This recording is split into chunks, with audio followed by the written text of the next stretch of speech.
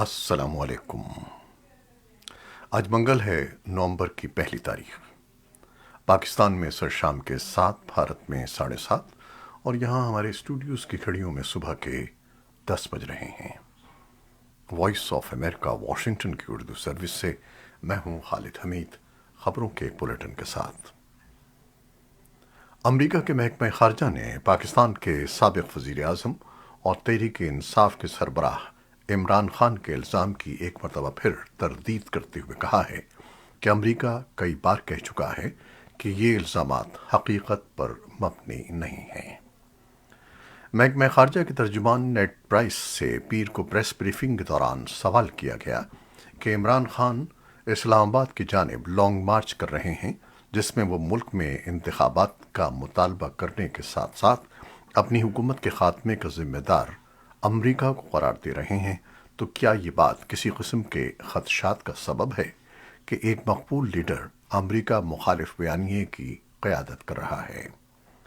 جس پر need price کا کہنا تھا کہ ہم جھوٹی یا غلط معلومات کا مقابلہ درست معلومات سے کر سکتے ہیں۔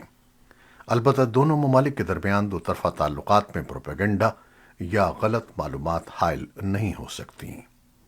ان کا کہنا تھا کہ امریکہ پاکستان کے ساتھ طویل تعاون کو اہمیت دیتا ہے۔ ترجمان کے مطابق امریکہ پاکستان کو ہمیشہ ایک خوشحال اور جمہوری ملک کے طور پر اپنے مفادات کے لیے اہم سمجھتا ہے۔ آئندہ عام انتخابات کے حوالے سے انہوں نے کہا کہ پاکستان میں ابھی انتخابات کی تاریخ کا اعلان نہیں ہوا ہے۔ امریکہ نہ صرف پاکستان بلکہ دنیا بھر میں پرامن آئینی اور جمہوری اصولوں کی حمایت کرتا ہے۔ امریکی وزیر خارجہ اینٹنی بلنکن نے اتوار کو چین کے وزیر خارجہ وانگ یی کے ساتھ فون پر بات کی اور یوکرین کے خلاف روس کی جنگ اور اس سے عالمی سلامتی اور اقتصادی استحکام کو لاحق خطرات پر تبادلہ خیال کیا۔ بلنکن نے اپنے چینی ہم منصب کے ساتھ مواصلات کی کھلی لائنوں کو برقرار رکھنے اور امریکہ اور چین تعلقات کو ذمہ داری کے ساتھ منظم کرنے کی ضرورت پر بھی تبادلہ خیال کیا۔ چین کی سرکاری خبر رساں ایجنسی شنہوا نے پیر کو رپورٹ کیا کہ کال کے بعد وانگ یی نے کہا کہ واشنگٹن کو چین کے ساتھ معاملہ کرتے وقت نظریاتی تعصب سے خود کو دور رکھنا چاہیے۔ محکمہ خارجہ کے ترجمان نیڈ پرائس نے پریس بریفنگ کے دوران کہا کہ یہ بات چیت تقریباً 70 یا اس سے زیادہ منٹ کی تھی، جسے ہم نتیجہ خیز اور مفید کہہ سکتے ہیں۔ وزیر اعظم محمد شہباز شریف اپنے 2 روزہ سرکاری دورے چین کے لیے اسلام آباد سے بیجنگ روانہ ہو گئے ہیں۔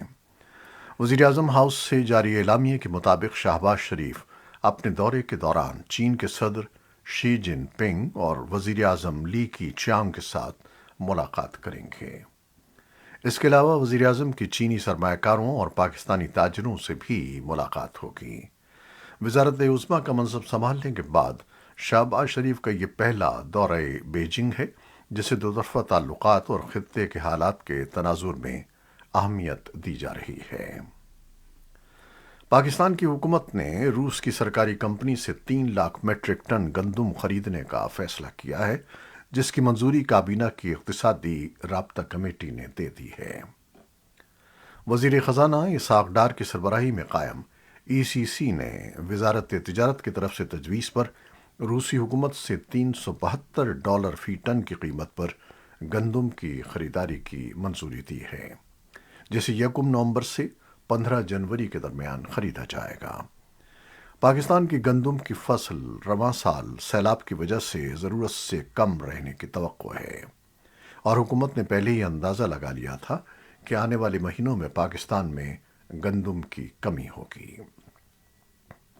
کراچی پولیس نے 15 افراد کو گرفتار کیا ہے، جبکہ مزید ایسے افراد کی تلاش بھی جاری ہے جو گزشتہ ہفتے کراچی کی کچی آبادی والے علاقے مچھر کالونی میں ٹیلی کام کمپنی کے 2 ملازمین کے بہیمانہ قتل میں ملوث تھے۔ پولیس حکام نے بتایا کہ ٹیلی کام کمپنی کے دونوں ملازمین کو اغوا کار ہونے کے شبہے میں ہجوم کے بدترین تشدد میں ہلاک کیا گیا۔ Inspector general police Sindh Ghulam نبی میمن کا کہنا تھا کہ کہ یہ افسوسناک واقعہ تھا اور ہلاک ہونے والے افراد مکمل طور پر بے گناہ تھے۔ وائس آف امریکہ نے مقامی افراد سے بھی بات کی اور واقعے کی تفصیلات جاننے کی کوشش کی۔ مقامی لوگوں کا کہنا ہے کہ وہ اس واقعے کے بعد پولیس کی کارروائی سے خوف زدہ ہیں اور ساتھ ہی اس واقعے کو نسلی رنگ دیے جانے سے پیدا ہونے والے اثرات سے بھی پریشان ہیں۔ بھارت کی مغربی ریاست گجرات کے موربی میں پل ٹوٹنے اور 100 سے زائد افراد کی ہلاکت کے واقعے پر عالمی رہنماؤں کی جانب سے اظہار تعزیت کا سلسلہ جاری ہے۔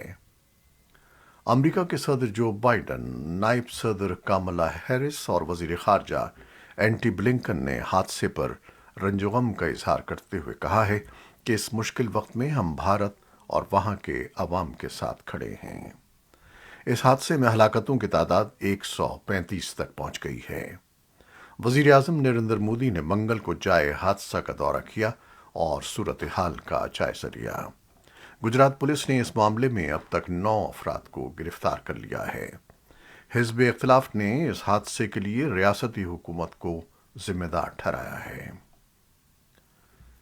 انٹرنیشنل کرمنل کورٹ نے پروسیکیوشن کو افغانستان میں جنگی جرائم کے ارتکاب کی تحقیقات دوبارہ شروع کرنے کا حکم دے دیا ہے۔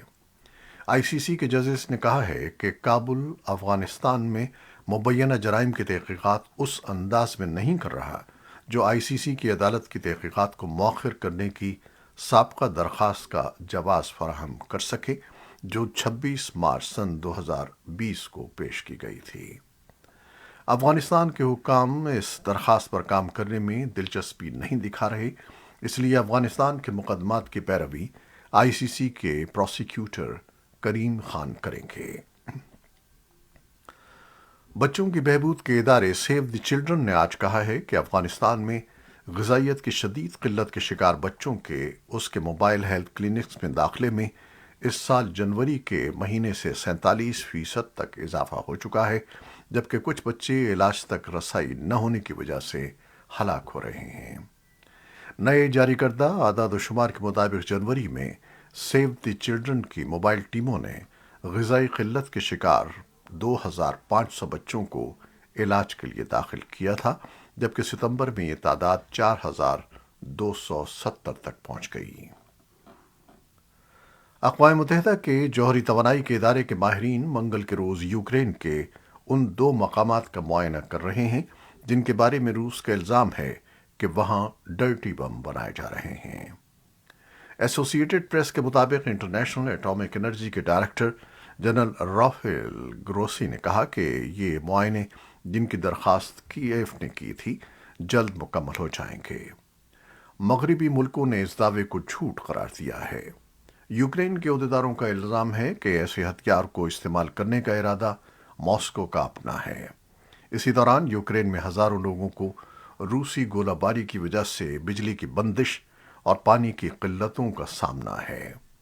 یوکرین کے عہدیدار زور دے رہے ہیں کہ عالمی ادارے روس کو الگ تھلگ کر دیں کیونکہ روسی افواج یوکرین کے متعدد شہروں میں انفراسٹرکچر پر حملے کر رہی ہیں۔ یوکرین کی وزارت خارجہ کے ترجمان اولیگ کولینکو نے آج منگل کے روز کہا کہ روس کو G20 گروپ کے ممالک سے نکال دینا چاہیے اور روس کے صدر ولادیمیر پوٹن کو اس ماہ انڈونیشیا میں ہونے والے G20 سربراہی اجلاس میں دی گئی شرکت کی دعوت کو واپس لے لینا چاہیے۔ یوکرین کے صدر ولادیمیر زیلنسکی نے کہا کہ اقوام متحدہ کی سلامتی کونسل میں روس کی کوئی جگہ نہیں ہونی چاہیے۔ روسی صدر ولادیمیر پوٹن نے پیر کے روز کہا تھا کہ یوکرین نے روس کے بحری بیڑے پر ایک ایسے علاقے میں ڈرون فائر کیے جو اناج کی ترسیل کرنے والے جہازوں کی سلامتی کو یقینی بنانے کے لیے مختص ہے۔ اقوام متحدہ کے امدادی ادارے کے سربراہ مارٹن گریفتھس نے اقوام متحدہ کی سلامتی کونسل کو پیر کے روز بتایا تھا کہ جب مبینہ حملہ ہوا اس وقت اقوام متحدہ کے اناج کی ترسیل کے معاہدے کے تحت کوئی جہاز وہاں موجود نہیں تھا۔ امریکہ کے محکمہ خارجہ کے ترجمان نیڈ پرائس نے کہا کہ روس کی جانب سے اناج کی ترسیل کے معاہدے میں شرکت کی معطلی سے عالمی سطح پر فوڈ سیکیورٹی کو فوری نقصان دہ اثرات کا سامنا ہے۔ شمالی کوریا کی وزارت خارجہ نے امریکہ پر جنوبی کوریا کے ساتھ مشترکہ فوجی مشقوں پر توسیع کی بنا پر تنقید کی ہے، جن کے بارے میں ان کا دعویٰ ہے کہ وہ ایک حملے کی ریہرسل کر رہے تھے۔ پیونگ یانگ نے اس کے نتیجے میں مزید سخت اقدامات کے بارے میں خبردار کیا ہے۔ منگل کو جاری یہ بیان ایسے میں سامنے آیا ہے جب اتحادی 200 سے زیادہ جنگی طیاروں پر مشتمل فضائی مشقیں کر رہے ہیں۔ ایسوسی ایٹڈ پریس کے مطابق اتحادی شمالی کوریا کی جانب سے ہتھیاروں کی ٹیسٹنگ میں اضافے اور بڑھتے ہوئے جوہری خطرے کے بنا پر اپنے دفاع کے اقدامات میں اضافہ کر رہے ہیں۔ الجیریا سب سے بڑی سالانہ عرب کانفرنس کے 31ویں سربراہی اجلاس کی میزبانی کر رہا ہے۔ 22 رکنی عرب لیگ کا آخری سربراہی اجلاس سن 2019 میں کورونا وائرس کی وبا پھیلنے سے پہلے ہوا تھا۔ اس کے بعد اسرائیل اور عرب لیگ کے مزید 4 ممالک کے درمیان سفارتی تعلقات کی تشکیل اور یوکرین میں جنگ کے نتیجے میں نئے چیلنجوں نے خطے کے ایجنڈے کو یکسر تبدیل کر دیا ہے۔ توقع کی جاتی ہے کہ یہ تمام مسائل الجیریا میں 2 روزہ پہلی سربراہی اجلاس کے دوران توجہ کا مرکز ہوں گے۔ اقوام متحدہ کی COP27 کے طور پر معروف آب و ہوا سے متعلق کانفرنس اگلے ہفتے شرم الشیخ مصر میں ہو رہی ہے، اور آب و ہوا سے متعلق سرگرم کارکن ترقی یافتہ ملکوں میں کاربن کا بڑی مقدار میں اخراج کرنے والوں پر زور دے رہے ہیں کہ وہ کانفرنس میں زیادہ بڑے عطیات کے وعدے کریں۔ اقوام متحدہ کے ماحولیاتی پروگرام کے مطابق بین الاقوامی کمیونٹی ابھی تک سن 2015 کے پیرس معاہدے کے اہداف پورے کرنے سے بہت دور ہے، جبکہ عالمی درجہ حرارت کو 1.5 سیلسیس کی حد سے کم رکھنے کا بھی کوئی مستند راستہ نہیں ہے۔ حکومتوں کی جانب سے کاربن کے اخراج میں کمی کے منصوبے ابھی تک ناکافی ہیں، اور ماحولیاتی رہنما ترقی یافتہ ملکوں سے مزید اقدامات کا مطالبہ کر رہے ہیں۔ چین کا تیسرا اور آخری خلائی ماڈیول منگل کے روز اپنے مستقل خلائی اسٹیشن سے جوڑ گیا تاکہ مدار میں عملے کی مستقل موجودگی کو برقرار رکھنے کی ایک دہائی کی کوشش میں اضافہ کیا جا سکے، جبکہ امریکہ کے ساتھ اس کی مسابقت میں تیزی سے اضافہ ہو رہا ہے۔ سرکاری براڈ کاسٹر CCTV نے چین کی خلائی ایجنسی کے حوالے سے کہا ہے کہ ماڈیول مینگتیان منگل کی صبح تیانگ یانگ اسٹیشن پہنچا۔ شوقیہ فوٹوگرافرز، خلائی شائقین اور دوسرے لوگوں پر مشتمل ایک بڑے مجمع نے ایک قریبی ساحل سے اس کی روانگی کا مشاہدہ کیا۔ یہ تھیں وہ خبریں جو فیس بک لائیو پر ہم نے آپ کے لیے پیش کی۔ ہماری ویب سائٹ، یوٹیوب اور پوڈ کاسٹ پر یہ بلیٹن آپ کے لیے پوسٹ کر دیا جاتا ہے۔ آپ ہمارے بلیٹن کو شیئر کرتے ہیں اور اپنے کمنٹس میں اپنی محبتوں اور دعاؤں کا اظہار کرتے ہیں، اس کے لیے ہم آپ کے بے حد ممنون ہیں۔ اپنی ان محبتوں کو جاری رکھیے گا۔ نیوز ایڈیٹر بہجت جیلانی کے ساتھ خالد حمید کو اب اجازت دیجیے گا۔ اللہ حافظ۔